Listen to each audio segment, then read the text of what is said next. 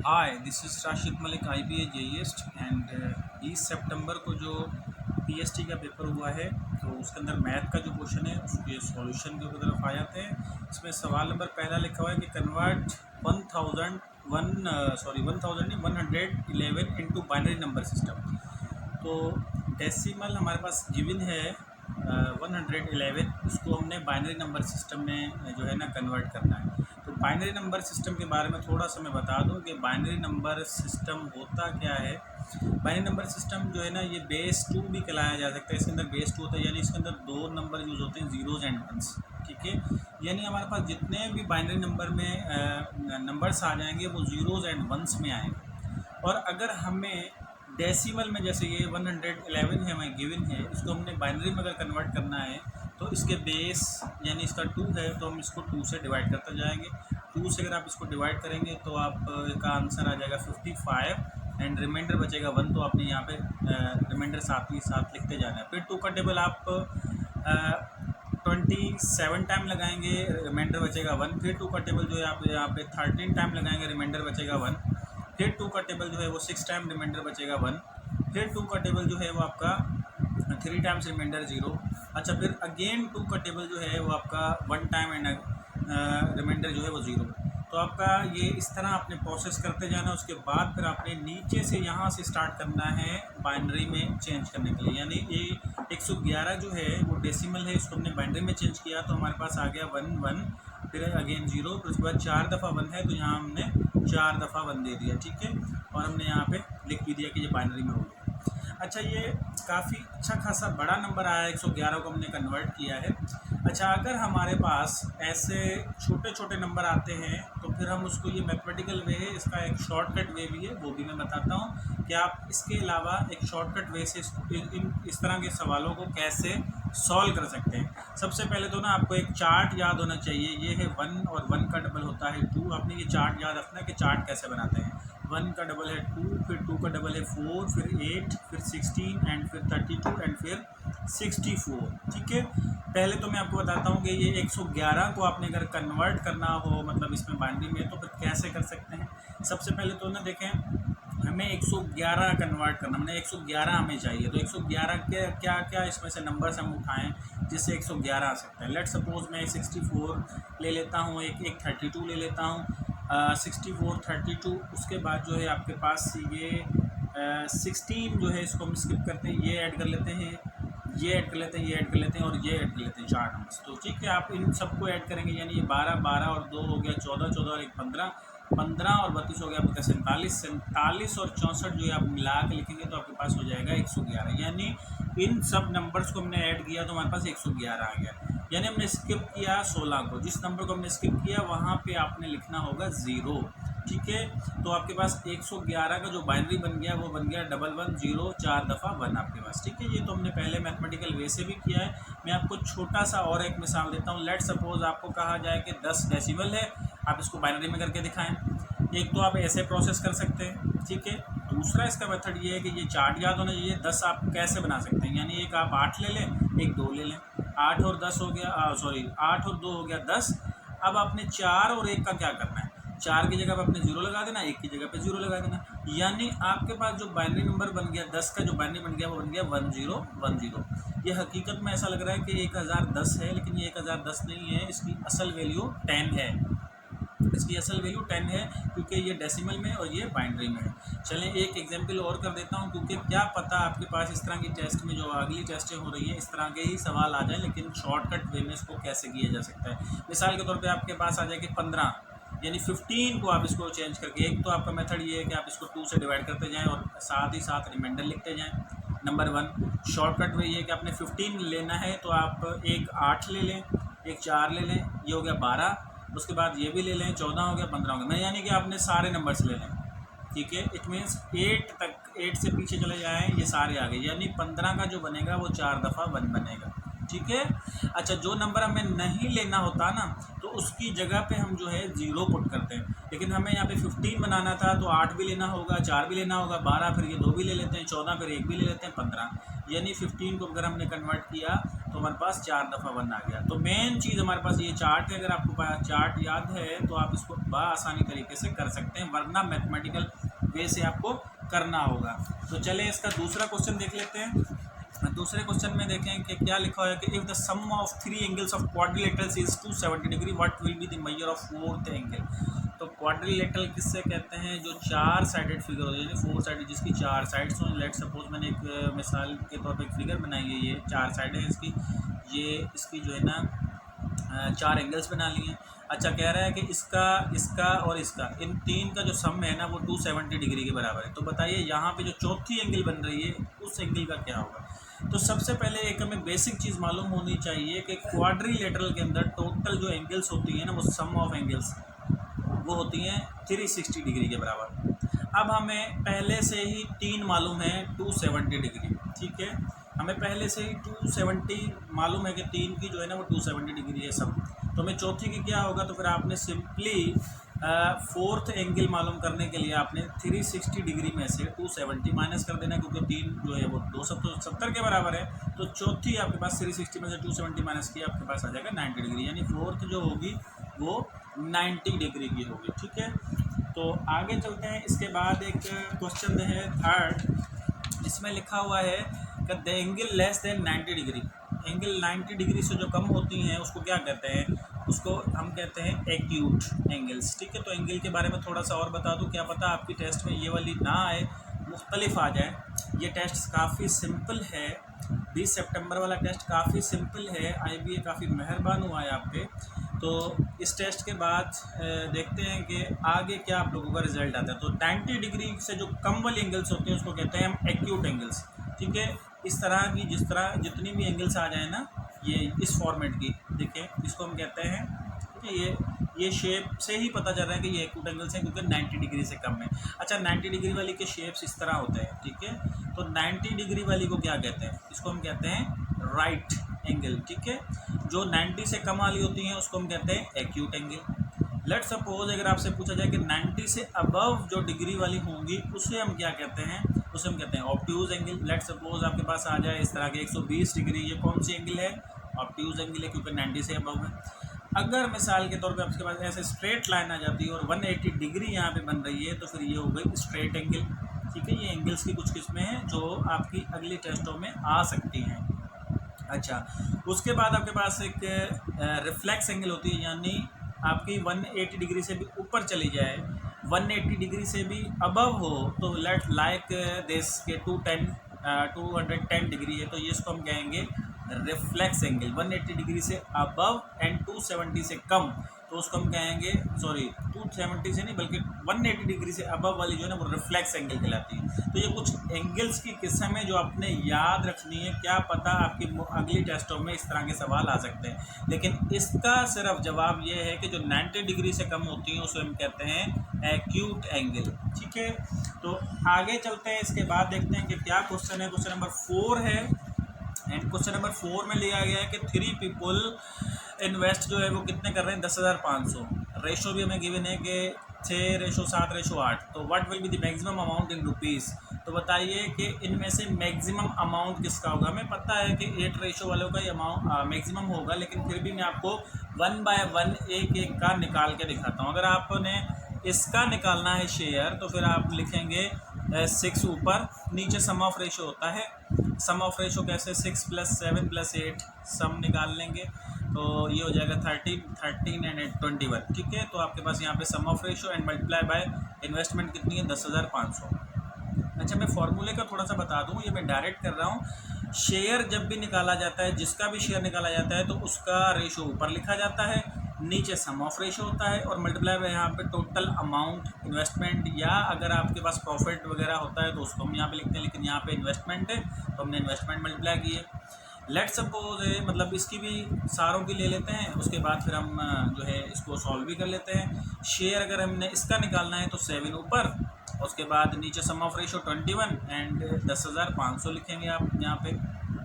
हाँ, 10,500, एक जीरो यहाँ से काट दें। अच्छा, उसके बाद शेयर आप तीसरे का मालूम करते हैं, मतलब 8 रेशो वाले का, तो 8 रेशो आपने ऊपर लिखना है, नीचे 21 है और मल्टीप्लाई बाय है 10,500।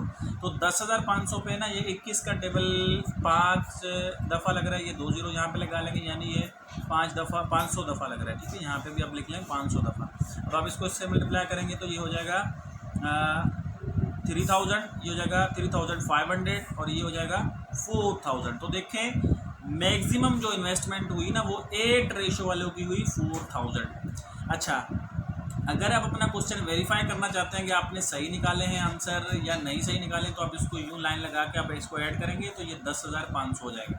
यानी जो तीनों की इन्वेस्टमेंट है ना 3,000, 3,500 और 4,000, तो ये आपके पास टोटल अमाउंट वही हो जाएगा जो यहाँ पे इन्वेस्टमेंट में है, ठीक है।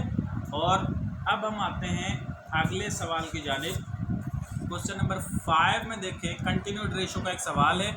इसके अंदर लिखा गया है कि ए रेशो बी जो है ना वो आपका 4:9 के बराबर है, यानी A/B इस तरह लिख सकते हैं। इसको हम फ्रैक्शन फॉर्म में भी लिख सकते हैं 4/9। अच्छा, बिल्कुल इसी तरह आप B/C को जो है ना ऐसे लिख सकते हैं, B/C को B/C एंड 3/5, ठीक है। अच्छा, आपने नेक्स्ट क्या करना है कि A/B/C मालूम करना है। तो यहाँ पे A 4 के बराबर है, यानी यहाँ पे देखिए यहाँ पे B जो है 9 के बराबर है, यहाँ पे B जो है वो 3 के बराबर है, यानी जो कॉमन वैल्यू है वो B है दोनों में और B की वैल्यू चेंज है, ठीक है। तो हमने अब ऐसा क्या करना है कि B की वैल्यू दोनों साइड सेम आ जाए, कंटिन्यूड रेशो है और उसके अंदर हमें जो कॉमन वैल्यू होती है उसको हमने सेम करना होता है, ठीक है। तो यहाँ पे B3 है, यहाँ पे B9 है, ठीक है। तो अब हम ऐसा क्या करें कि B सेम आ जाए। तो देखें यहाँ पे B3 है तो इस साइड आप 3/3 से मल्टीप्लाई कर दें, इस साइड B9 है तो आप इस साइड 9/9 से मल्टीप्लाई कर दें। तो आप इसको सॉल्व कर लें, ऊपर मल्टीप्लाई करेंगे तो 12 हो जाएगा, ये हो जाएगा 27। इसी तरह आप B/C को करेंगे तो 9 3 = 27 एंड 5 9 = 45। तो अब आप देखें यहाँ से A इसके बराबर है, B इसके बराबर है। देखिए B जो म्यूचुअल है वो आपका अब सेम आ गया 27 एंड 27, C 45 के बराबर है। तो अब हमें सारी वैल्यूज़ मिल गई, A भी मिल गई, B भी मिल गया, उसके अलावा C भी मिल गया। तो आप A/B/C लिख सकते हैं कि 12/27/45। अच्छा, 3 कॉमन है इनके अंदर, 3 का टेबल जो है 4 दफ़ा, इसके ऊपर 9 दफ़ा और इसके ऊपर 15 दफ़ा, तो हमारे पास ये आ गया।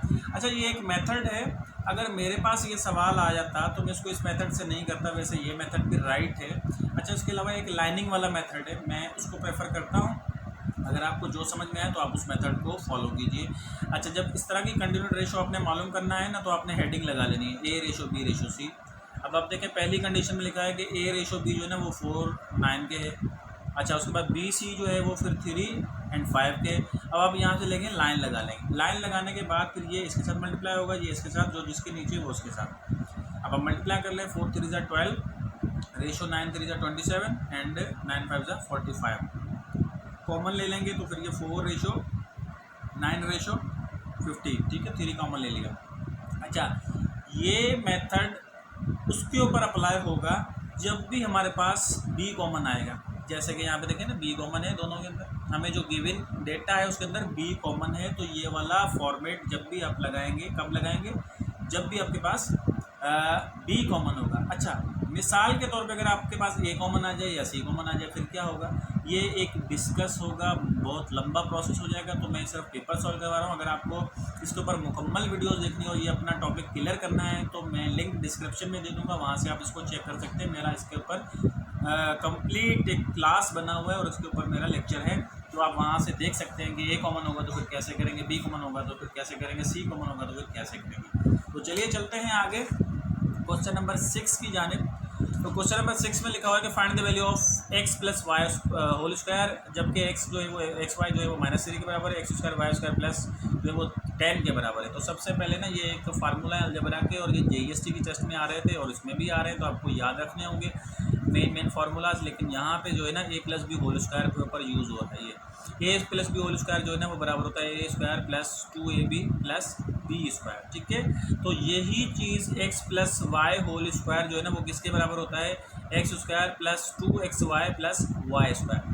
अच्छा, इसको हम मिला के लिखें और 2xy को हम थोड़ा सा अलग से लिखें तब भी बात सेम ही है, ठीक है। इसके अंदर कोई आंसर के अंदर फ़र्क नहीं आएगा। अब हमें मालूम है कि x² + y² इसकी वैल्यू हमें गिवन है 10 और एक्स वाई की वैल्यू भी हमें गिवन है -3। तो आप यहाँ पे पुट कर लें x square plus y square की वैल्यू 10 एंड +2 ये फॉर्मूले वाला एंड एक्स वाई की जगह पे आपने -3 पुट कर लेना है और आप इसको भी सॉल्व कर लेंगे तो ये 10 सेम आएगा, प्लस इंटू माइनस माइनस हो जाएगा एंड 2 3 ज़ा 6। तो 10 में से 6 गया, आपका आंसर आ गया 4, यानी x plus y whole square का आंसर आ गया 4।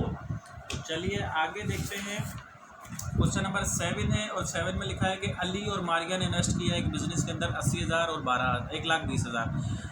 अच्छा, आफ्टर 1 ईयर इन्होंने 1 साल के बाद जो है ना प्रॉफिट अर्न किया है 25,000 का। तो बताइए मारिया का शेयर क्या होगा। भाई ये जब भी शेयर वाले प्रॉब्लम्स आपसे करने होंगे ना, तो जिसका भी आपने यहाँ पे जिन्होंने भी इन्वेस्टमेंट किया आपने वो हेडिंग में लिख लेने हैं नाम अली एंड मारिया।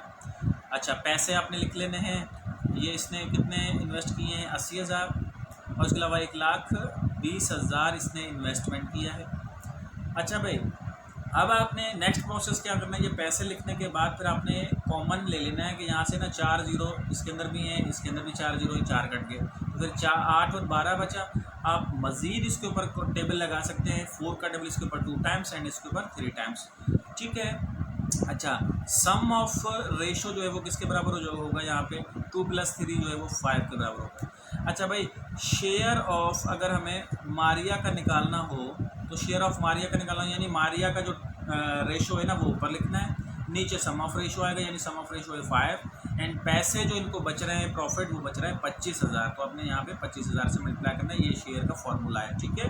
अब आप 5 का टेबल इसके ऊपर 5 टाइम्स यानी कि जो जाएगा 5,000 के से मल्टीप्लाई करेंगे तो जो हो जाएगा 15,000। अच्छा, इतना ही आंसर है, आपने इसका आंसर निकाल लेना है। अगर मिसाल के तौर पे यहीं पे ही पूछा जाता अली का शेयर, तो आप अली का शेयर बिना सॉल्यूशन के भी निकाल सकते हैं। 25,000 प्रॉफिट है, 15,000 मारिया का है, तो अली का कितना होगा, अली का 10,000 होगा, सही है। 25,000 में से 15,000 माइनस किया 10,000 होगा।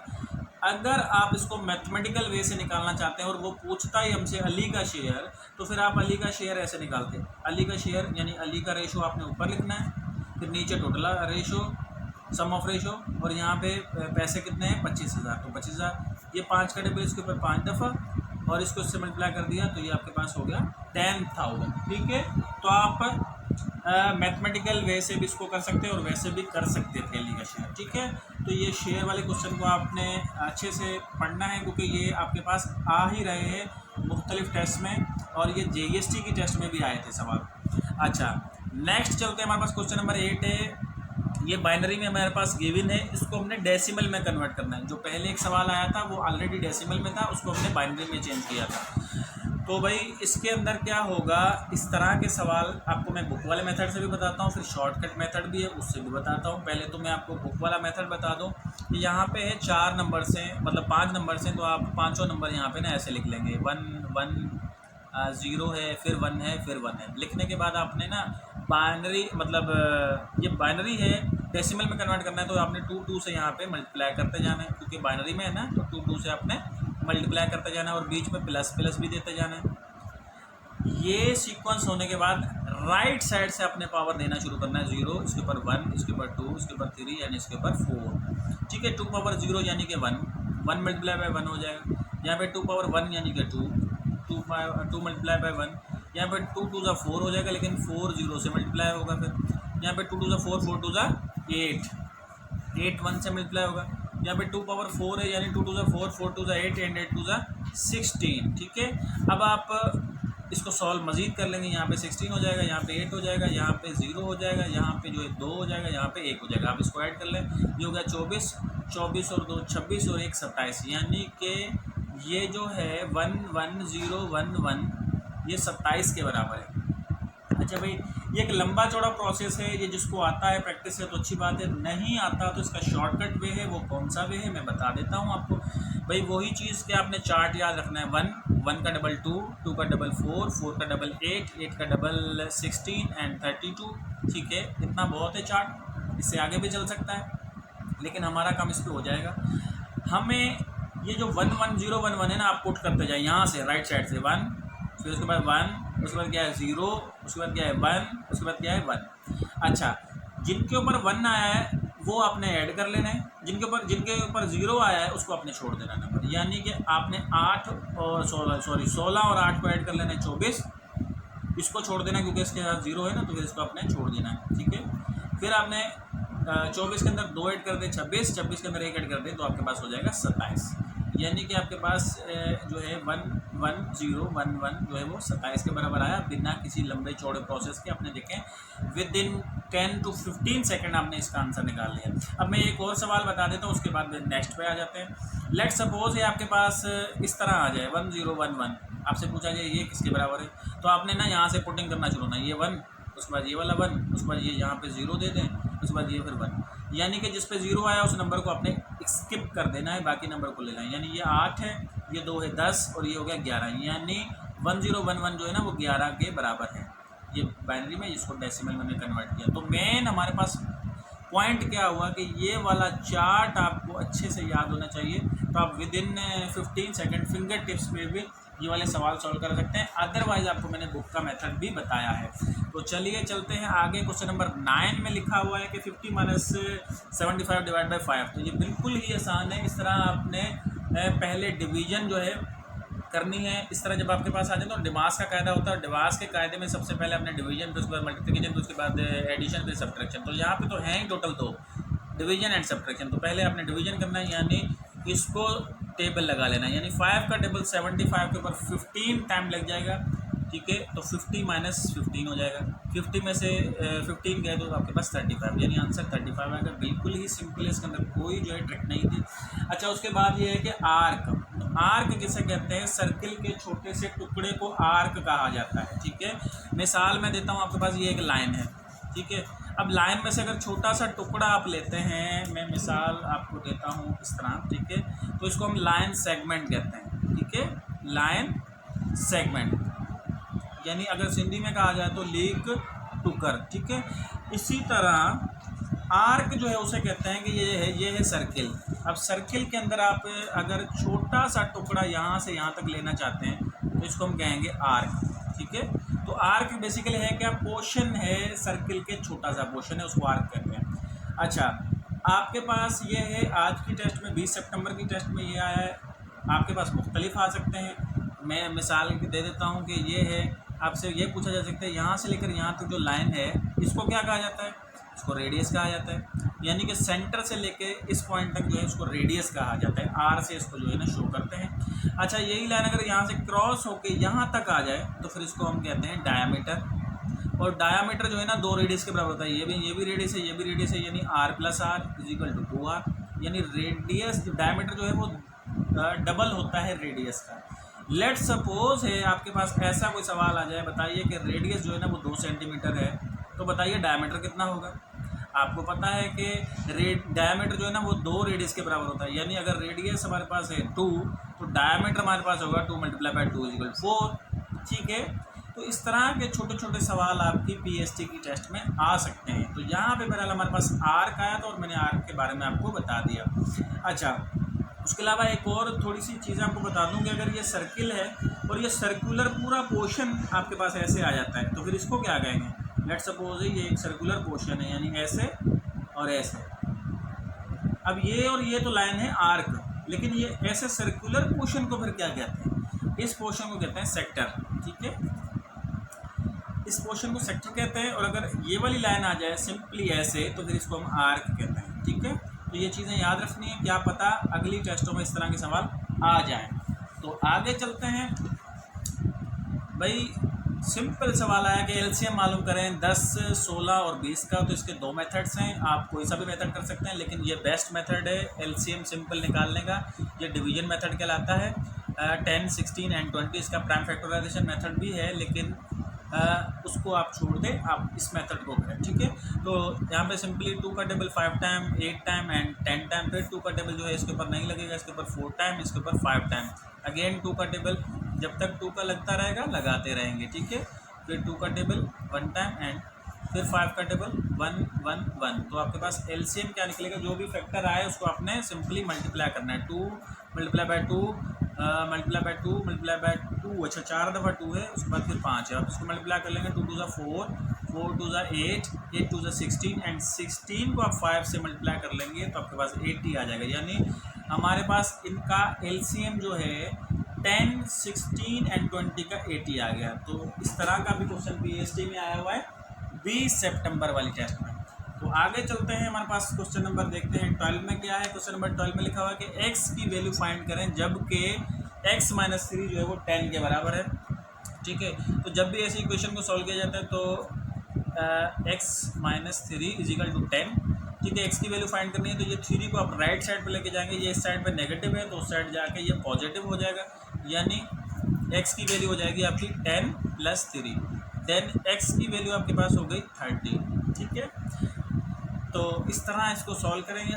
आगे चलते हैं, इसके बाद सवाल क्या है देख लेते हैं। क्वेश्चन नंबर 13 में लिखा है कि maximum value in octal number system.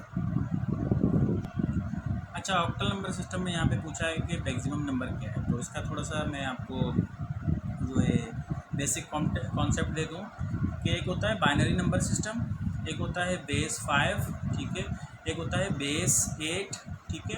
तो इनके अंदर नंबर लिमिट कौन सी होती है, यानी बाइनरी के अंदर होता है बेस 2, यानी इसके अंदर 2 नंबर होते हैं 0 एंड 1, ठीक है, 2 यूज़ नहीं होता। ये बेस 5 है तो यहाँ पे 5 यूज़ नहीं होगा, यहाँ पे यूज़ होंगे 0, 1, 2, 3 एंड 4। नंबर ये 5 हैं लेकिन खुद 5 यहाँ पे यूज़ नहीं हुआ। आप यहाँ से काउंट करेंगे ना, ये 5 नंबर हैं, 0 को इंक्लूड करेंगे तो 5 नंबर हैं। इसी तरह बेस 8 के अंदर 8 यूज़ नहीं होगा, आपके पास ऐसे आएंगे 0, 1, 2, 3, 4, 5, 6, 7, यानी 8 यहाँ पे यूज़ नहीं होगा। ठीक है, तो इस हिसाब से आप देखें कि ऑक्टल के अंदर आपके पास सबसे बड़ा नंबर कौन सा होगा मैक्सिमम, तो आपके पास होगा 7, यानी आपने 7 पे टिक कर देना है। अच्छा, कभी कभार इस तरह के आपको जो है ना कंफ्यूज करने वाले IQ टाइप के सवाल आ सकते हैं। बताइए कि इसके अंदर बाइनरी कौन सा नहीं है। लेट सपोज मैं 1 1 इस तरह लिखता हूँ, 1 1 0 बेस 2, 1 0 1 बेस 2, 2 0 1 एंड 1 1 1। ठीक है, इसके अंदर ये भी बाइनरी है, ये भी बाइनरी है, ये भी बाइनरी है, लेकिन ये बाइनरी नहीं है। वो पता है क्यों? क्योंकि इसके अंदर 2 यूज़ हो गया है और बाइनरी के अंदर 2 आता ही नहीं है। इसी तरह आपके पास बेस 5 के भी सवाल आ सकते हैं IQ टाइप के। आपके पास इस तरह की जो है ना आपके पास आ जाए बेस 5 की रकम है, ठीक है, 4 0 1, ठीक है। उसके बाद एक मैं रकम लिखता हूँ, उसके बाद एक और भी लिख लेता हूँ मैं, बल्कि 3 4 5, ठीक है। अब आप देखें ये भी बेस 5 है, ये भी बेस 5 है, ये बेस 5 नहीं है। क्यों? क्योंकि इसके अंदर 6 यूज़ हो गया है और बेस 5 के अंदर 6 आता ही नहीं है, क्योंकि इसकी मैक्सिमम लिमिट है 4, ठीक है। तो 5 भी यूज़ नहीं होगा, सॉरी, ये भी जो है आपके पास बेस 5 में नहीं है क्योंकि यहाँ पे 5 यूज़ हो गया।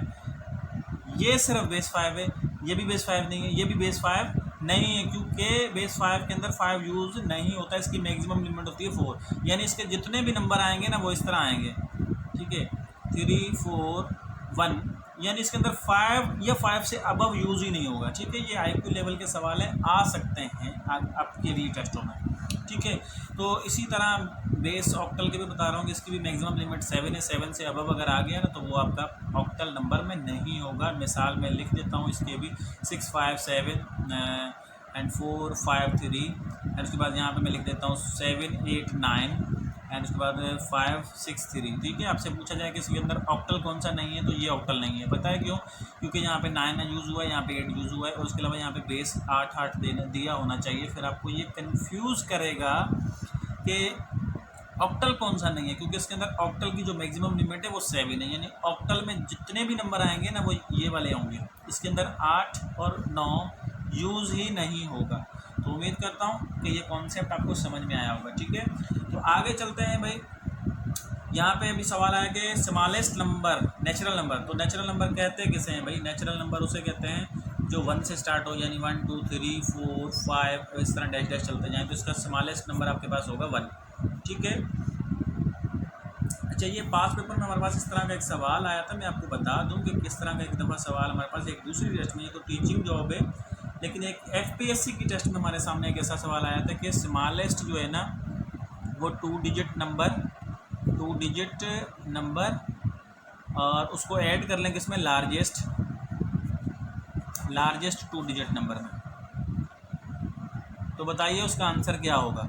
Smallest 2 digit number and largest 2 digit number को ऐड करें तो उसका जवाब क्या आएगा। तो सबसे पहले ना स्मॉलेस्ट 2 डिजिट नंबर होता है 10, क्योंकि 9 तक जो है ना सिंगल डिजिट होता है, 0 1 2 ऐसे डायरेक्ट 9 के बाद जो है ना 10 होता है, यानी 2 डिजिट में सबसे छोटा नंबर होता है 10। तो 2 डिजिट में सबसे बड़ा नंबर होता है 99, क्योंकि 99 के बाद फिर आता है 100, ठीक है।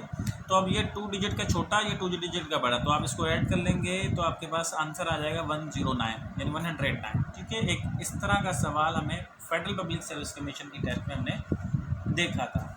तो चलिए आगे चलते हैं कि टेस्ट में और क्या आया है। यहाँ पे लिखा हुआ है कि reduce and right in lowest form. तो सबसे पहले ये जो है ना फ्रैक्शन में आया हुआ है। हमारे पास सिंपल नंबर होते हैं, जैसे 50:40 आ जाए, इसको रिड्यूस कर लें तो 10 का टेबल लगा लेंगे, यानी 5:4 आ जाएगा, कहानी ख़त्म। लेकिन यहाँ पे है फ्रैक्शन, तो आप ये यहाँ पे फ्रैक्शन को पहले जो है ना, ये और फ्रैक्शन भी मिक्स फ्रैक्शन है, तो सबसे पहले इसको जो है ना कन्वर्ट कर लेना है इम्प्रॉपर फ्रैक्शन में, उसके बाद रेशो फॉर्म में ले आना है। यहाँ पे इसको मल्टीप्लाई कर देंगे तो 48 आएगा, 12 चौके 48, 48 और 3 हो जाएगा आपका 51/4 रेशो। यहाँ पे 8 दूनी 16 और 1 17, यानी 17/2, ठीक है। अच्छा भाई, अब हमने मेन प्रॉब्लम है ये डिनोमिनेटर को कैसे ख़त्म करें। आप 4 और 2 का एलसीएम लेंगे, रफ वर्क में आप निकाल के देख सकते हैं, 4 आएगा एलसीएम, ठीक है। और वो एलसीएम आप दोनों साइड पे मल्टीप्लाई करेंगे, यानी इसका और इसका मैंने एलसीएम लिया है, ठीक है। और एलसीएम है 4, और 4 से दोनों साइड से मल्टीप्लाई किया, ये 4 में कट गया, और ये 2 का टेबल इसके ऊपर 2 टाइम्स लग गया। यहाँ पे हो गया 51 एंड रेशो यहाँ पे हो गया 34। उसके अलावा देखें 17 का टेबल दोनों पे लग रहा है, यानी ये हो जाएगा 3:2, ठीक है। अच्छा, इसका एक शॉर्टकट मेथड भी है, बिल्कुल शॉर्टकट मेथड है। वो कौन सा मेथड है तो बता देता हूँ मैं। कि 51/4 इसको हमने इम्प्रॉपर फ्रैक्शन में किया, इसको हमने किया कि 17/2। एलसीएम अगर आप नहीं लेना चाहते, लंबे चौड़े प्रोसेस में फंस जाते हैं, तो आप इसको सिंपली इसके साथ मल्टीप्लाई कर दें, इसको सिंपली इसके साथ मल्टीप्लाई कर दें, तो ये हो जाएगा 51/2 रेशो 4/17। तो अब आप देखें यहाँ पे मल्टीप्लाई नहीं किया हमने, क्योंकि हमने यहाँ पे कॉमन लेना है, और कॉमन यहाँ पे 2 हो रहा है दोनों साइड, इस साइड भी 2 का टेबल लग जाएगा, तो आपके पास 15 नहीं है, ये 51 है, ठीक है। यहाँ पे 15 लिखा है, मैंने 15 लिख दिया था गलती से, तो 51 है, तो 2 का टेबल यहाँ पे ख़त्म हो गया, तो ये हो गया 51, और रेशो इस साइड 2 का टेबल इसके ऊपर 2 टाइम्स लग गया, तो फिर 2 जो है 17 से मल्टीप्लाई हो जाएगा, तो यहाँ पे हो जाएगा 34, ठीक है। अच्छा, अब आपने 17 का टेबल दोनों साइड लगा लेना है, 3:2 आ जाएगा, ठीक है। तो देखें, मैथमेटिकल वे से चले तब भी हमारा वही आंसर आया, अगर हमने शॉर्टकट वे किया, डायरेक्ट किया, तब भी हमारे पास 3:2 ही आया। तो इस तरह के सवाल फ्रैक्शन वाले रिड्यूस कैसे किए जाते हैं मैंने आपको कम्प्लीटली एक्सप्लेन किया है, ठीक है। तो क्वेश्चन नंबर 16 को देख लेते हैं। यहाँ पे लिखा हुआ है कि a बराबर है 1 2 के और b बराबर है 2 1 के। तो बताइए a b के बराबर है, a b का सबसेट है, a b के इक्विवेलेंट है या ऑल ऑफ दीज है। तो सबसे पहले तो ना हम एक एक करके चेक कर लेते हैं कि a का है 1 2, ठीक है। उसके बाद b का वैल्यू है 2 1। तो देखें, सबसे पहले तो a के सारे एलिमेंट b में मौजूद हैं। जब भी एक सेट के सारे एलिमेंट दूसरे में मौजूद हो तो हम कहेंगे कि वो दूसरे का क्या है, सबसेट है। और सबसेट की ये सिंबल होती है, आपने याद रखनी है। यानी ए के सारे एलिमेंट बी में मौजूद है तो हम कह सकते हैं कि ए बी का सबसेट है। और उसके अलावा अब आप देख सकते हैं कि यहाँ पे भी जो है ना 1 2 है, यहाँ पे भी 1 2 है, लेकिन सीरीज उल्टी सीधी लिखी हुई है, रैंडमली है, लेकिन दोनों बराबर सेट भी हैं, क्योंकि इसके अंदर भी 1 2 है, इसके अंदर भी 1 2 है। तो हम इसको कह सकते हैं कि ये ए बी के बराबर भी है। अच्छा, उसके अलावा ये इक्विवेलेंट भी है। इक्विवेलेंट क्यों है कि जब हमारे पास दो सेटों में नंबर ऑफ एलिमेंट एक जितने हों, यानी इसके अंदर भी 2 हैं, इसके अंदर भी 2 हैं एलिमेंट, तो हम कहेंगे कि ए बी का जो है ना इक्विवेलेंट है। अच्छा, इक्विवेलेंट को थोड़ा सा मैं और बता दूं भाई, मतलब ये तीनों कंडीशन हो रही हैं, यानी यहाँ पे अपने ऑप्शन कर देना है ऑल ऑफ दीज। अच्छा, इक्विवेलेंट के बारे में थोड़ा सा और बता दूं। लेट सपोज आपके पास एक सेट है, उसके अंदर एलिमेंट है 1 2, और बी एक सेट है, उसके अंदर है ए बी। अब यहाँ पे ना ये सबसेट है ए बी का, ना बी ए का सबसेट है, ना ए बी के बराबर है, क्योंकि यहाँ पे 1 2 है, यहाँ पे ए बी है। लेकिन ए बी का इक्विवेलेंट ज़रूर है, क्योंकि इसके अंदर भी नंबर ऑफ एलिमेंट 2 हैं, इसके अंदर भी नंबर ऑफ एलिमेंट 2 हैं। तो इक्विवेलेंट किसे कहा जाता है? जब नंबर ऑफ एलिमेंट आपके बराबर हों तो उसको इक्विवेलेंट सेट कहा जाता है, ठीक है। तो इस हिसाब से हमारे पास यहाँ पे जो है ऑल ऑफ दीज होना चाहिए ऑप्शन, ठीक है। तो आगे चलते हैं भाई, क्वेश्चन नंबर 17 में लिखा हुआ है कि multiplicative inverse of 1 is dash. तो सबसे पहले ना मल्टीप्लिकेटिव इन्वर्स होता क्या है वो देख लेते हैं। हमारे पास 2-4 नंबर में लिखता हूँ, यहाँ पे मैं लिखता हूँ कि 2/3 x/y, उसके अलावा मैं लिखता हूँ 10। ठीक है, नंबर ऑफ मतलब मल्टीप्लिकेटिव इन्वर्स निकालना होता है तो हमने ना डिनोमिनेटर को ऊपर ले जाना है और ऊपर वाला जो न्यूमिनेटर है उसको नीचे ले आना है। ठीक है, तो यहाँ पे हो जाएगा 3/2। मल्टीप्लिकेटिव इन्वर्स इसका निकालना है तो y ऊपर चला जाएगा और x नीचे आ जाएगा। इस तरह इसका क्या करना है, इसके नीचे कुछ भी नहीं है, इसके नीचे वाकई एक है जो हम गायब करके लिख देते हैं। अब यहाँ पे हमने लिखना है लास्ट में, जब हम इसको कन्वर्ट करेंगे तो 1 ऊपर जाएगा 10 नीचे आ जाएगा, यानी 1/10 हो जाएगा। ठीक है, तो मल्टीप्लिकेटिव इन्वर्स की चीज़ें हमने नोट की कि डिनोमिनेटर और न्यूमिनेटर को ना अपने रिप्लेस करना होता है। तो इसी तरह हमसे पूछा गया है कि 1 का बताएं क्या होगा। अब 1 के नीचे वाकई 1 है लेकिन जो हम लिखते नहीं है क्योंकि डिनोमिनेटर में 1 आता है, तो अंडरस्टूड है हम उसको गायब कर देते हैं, ओनली न्यूमिनेटर लिखते हैं। ठीक है, अब हमें जब इसका रिप्लेस करेंगे यानी ये वाला 1 ऊपर ये वाला 1 नीचे आ जाएगा, यानी 1/1 आ जाएगा, और 1/1 में से नीचे वाला 1 गायब हो जाएगा, अगेन 1 आ जाएगा, यानी 1 का मल्टीप्लिकेटिव इन्वर्स आपका 1 ही होगा। ठीक है, तो ये है मल्टीप्लिकेटिव इन्वर्स के मल्टीप्लिकेटिव इन्वर्स कैसे निकाला जाता है, मैंने अच्छे से एक्सप्लेन किया है। आगे चलते हैं, क्वेश्चन नंबर 18 है और क्वेश्चन नंबर 18 में लिखा हुआ है कि which of the following figure shows the fraction 5/4। तो नीचे दिए गए में से कौन सी फिगर जो है ना 5/4 को शो कर रही है। तो यहाँ पे देखें ना फिगर को कैसे कन्वर्ट किया जाता है, थोड़ा सा मैं आपको एक्सप्लेन कर देता हूँ। यहाँ पे 1 2 3 4 5, यहाँ पे टोटल 5 पार्ट हैं तो अपने डिनोमिनेटर में 5 लिखना है। फिल कितने हैं 4, तो आपने ऊपर लिखना है 4। ठीक है, तो ये शो कर रहा है 4/5 को। अब आप देखें इस फिगर के 1 2 3 4 5, इसके भी 5 पार्ट हैं, फिल कितना है 1, तो यहाँ पे 1/5 आ जाएगा, हमें चाहिए ये। ठीक है, तो सी के अंदर देखें 4 पार्ट हैं तो आपने नीचे लिखना है 4, 3 फील्ड हैं तो 3 ऊपर। अब हमारे पास जो तीनों फिगर्स दी गई हैं वो इन फ्रैक्शंस को शो कर रही हैं। हमें चाहिए कि 5/4 की फिगर कौन सी बनेगी, तो इस हिसाब से यहाँ पे 5/4 की कोई भी फिगर नहीं है, तो हमने नन ऑफ दिस की तरफ आना है। अच्छा, बिलफर्ज अगर आप इसका निकालना चाहते हैं तो इसकी फिगर कैसे बनेगी।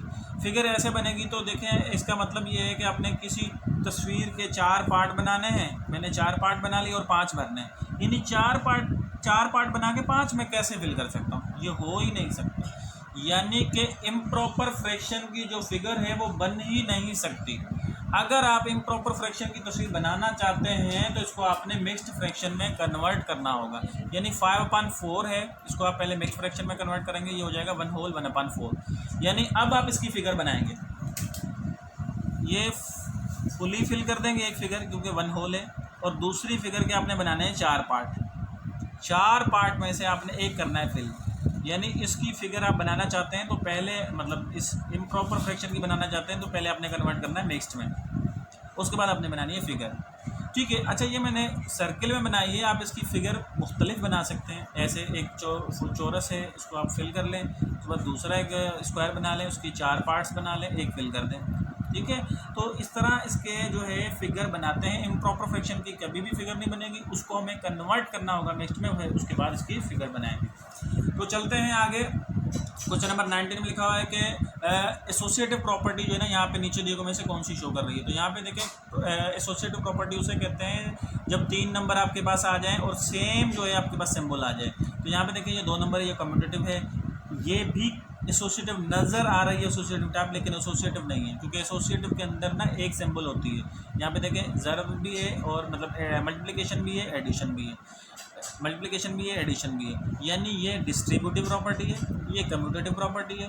3 नंबर्स आ जाएं और सेम आपकी सिंबल आ जाए तो आपने क्या करना है, ये आपकी एसोसिएटिव प्रॉपर्टी है। ठीक है, अच्छा एसोसिएटिव प्रॉपर्टी में लाजमी नहीं है कि मल्टीप्लिकेशन हो, यहाँ पे एडिशन भी हो सकती थी, यानी a + b + c equal to a + b + c। ठीक है, तो यहाँ पे ऑर्डर चेंज करना होता है, आखिर वाले 2 को पहले ऐड कर लें, यहाँ पे पहले वाले 2 को ऐड कर लें। तो इसको कहते हैं associative property with respect to multiplication. ये भी एसोसिएटिव प्रॉपर्टी है लेकिन विद रिस्पेक्ट टू एडिशन।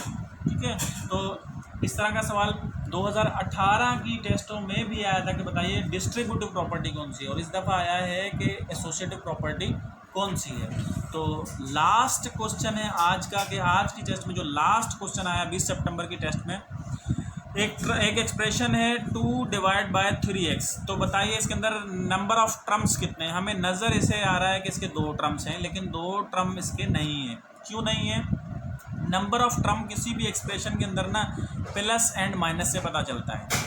अगर यहाँ पे होता है 2 + 3x तो हम कहते हैं कि यहाँ पे 2 टर्म है, क्योंकि प्लस की सिंबल आई है। अगर यहाँ पे होता है 2 - 3x तो हम कहते हैं यहाँ पे 2 टर्म है, नंबर ऑफ टर्म्स।